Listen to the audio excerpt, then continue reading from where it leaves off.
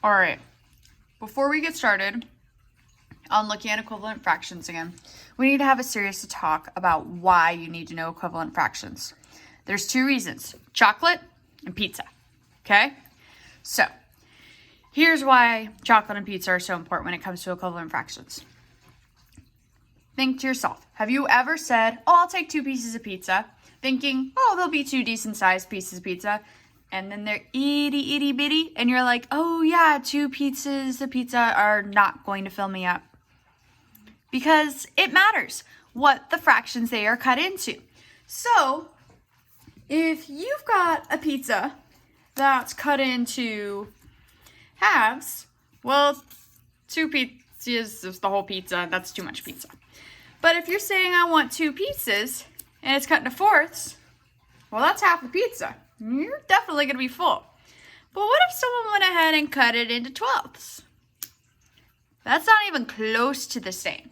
So know your fractions and know it's equivalent. Because if you're wanting to eat half the pizza and they've gone ahead and cut it into 12 pieces, and you're going to need 6 pieces of pizza. So know your equivalent fractions so you're not sad and don't get enough pizza. Okay? So we're going to talk about equivalent fractions. Like we saw there, 2 fourths is equal to 6 twelfths. Okay, we can take out our fraction bars all day long and do that, but you're probably not going to be walking around with your fraction bars in your pocket the rest of your life. It's just not going to happen. You can't just have them on you just for those random pizza and chocolate occasions. Okay? So we got to learn how to do this another way. So I want to go ahead and show you how the number 2 fourths and 6 twelfths, how I can tell they are equivalent without fraction bars. So, like we mentioned before, checking that they are multiples. So, is 12 a multiple of 4?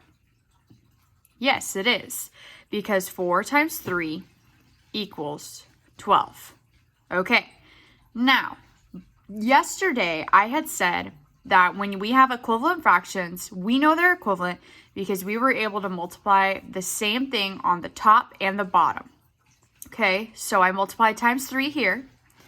Well, let's see if 2 times 3 equals 6. Well, it does. So that means that these two are equivalent fractions.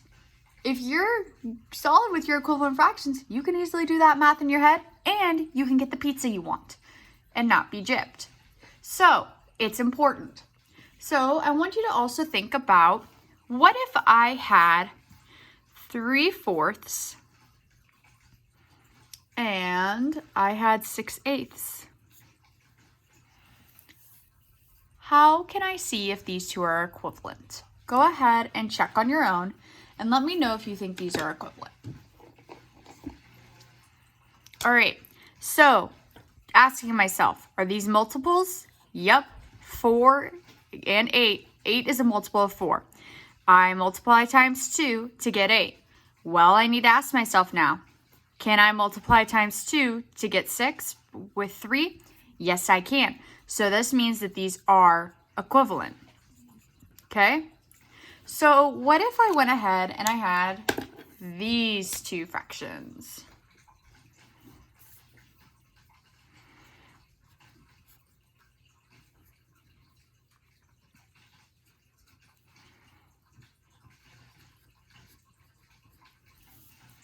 All right. Ask myself this. Are these two equivalent? Okay. So, first question. Are these multiples of each other? Technically, yes. I can do 8 divided by 2 to get 4, or I can do 4 times 2 to get 8. So, even if we're going from here to here, and it's going from bigger to smaller, they can still be multiples of each other. Now, 7 and 3. Can I divide by 2 to get 3 with 7? No, that's not going to work out very well. So, and neither is 3 times 2 going to give me 7. So that's not going to work. So these are not equivalent. Okay? So, we're going to be looking at the multiples of things and looking at whether or not we can multiply by the same number on the top and the bottom to get an equivalent fraction. So I'm going to give you another one, and I want you to go ahead and tell me if these two are equivalent.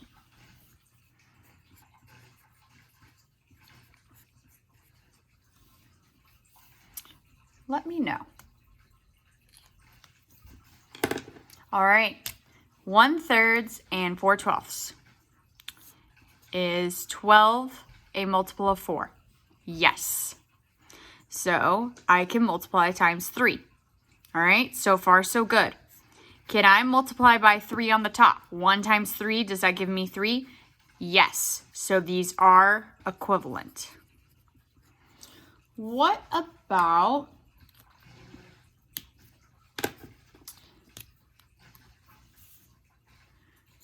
two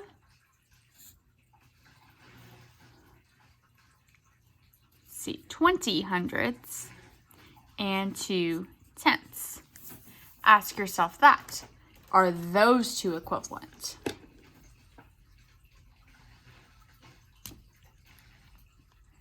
Okay, so I'm checking for multiples. Is 100 a multiple of 10? Or is 10 a multiple of 100? Well, I know that I can do times 10 to get 100. All I could do is flip these around. 20 hundredths equals 2 tenths. 2 tenths equals 20 hundredths. It's the same thing. So I also know that 100 divided by 10 gives me 10. So it doesn't matter. Go either way. Okay? Because see, looking over here, I could go ahead and I could say 12 divided by 3 gives me 4. Okay, so go either way. Okay? Now I just need to ask myself, to get from 20 to 2 or 2 to 20, is it the same thing? 20 times what gives me 2? Well, it's actually going to be division, 20 divided by 10, and 2 times 10 gives me 20. So yes, these two are equivalent. So it's okay to go from a larger denominator to a smaller denominator. It's okay to do that. They can still be equivalent fractions. I want you to go ahead and make your own equivalent fraction for this number, 3/5. So remember, multiply by the top and the bottom by the same whatever two numbers you want and get an equivalent fraction. All right, I'm going to make my life easy here, and I'm just going to go ahead and multiply by 2 on the top and the bottom. That makes my life so much easier. 3 times 2 gives me 6. 5 times 2 gives me 10. Equivalent fractions. Okay? Make your life easy. Just pick easy numbers to multiply by. It's still an equivalent fraction. Okay? What about this one? Go ahead and make an equivalent fraction for 2/3. Okay? All right. So I'm going to go ahead and make my life easy again, and I'm going to multiply by 2. 2 times 2 gives me 4. 3 times 2 gives me 6. 4/6 is an equivalent fraction. Okay, what if I asked you to tell me what the unknown was? So 1/4 equals x over 8. I want you to solve for x. So I'm going to ask myself, what did I have to do to get from 4 to 8? Well, I multiplied times 2. I'm just going to multiply times 2 up here, and I'm going to see that it's 2. Then I'm going to see x equals 2. Easy? All right, go ahead and try this one.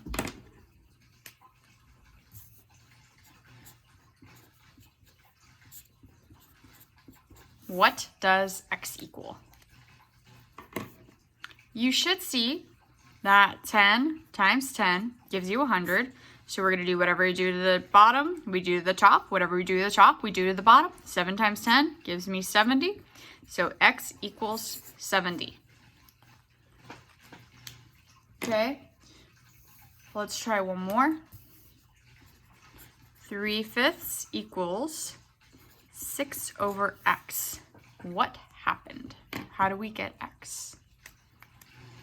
Well, I got 3 times 2 gives me 6. So 5 times 2, which gives me 10, means x equals 10. Okay, so here's the rule with equivalent fractions.